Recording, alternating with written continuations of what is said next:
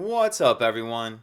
Welcome to the video. Today we're going to take a look at how to replace the battery in this Kia EV9 remote key fob.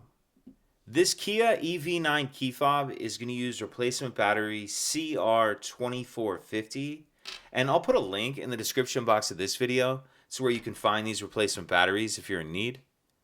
The other thing I'm going to be using to change this key fob battery is a flathead screwdriver. So if we grab our key fob and we take a look down here near the key ring, on the one side we see there's this notch right here that I'm putting the end of the screwdriver in. What you want to do is put your screwdriver in that notch like that, and then pry up on that back cover like that. Once we get the back cover off, we see our battery right here, and this battery will just slide out of this holder like that. Once we get the old battery out, we can grab our new battery, and you want to make sure that you're installing your new battery with the plus side up, positive side up. Slide it down into that holder, then we can snap the back cover on, and that's it.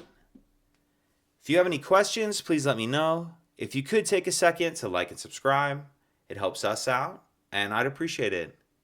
Thank you.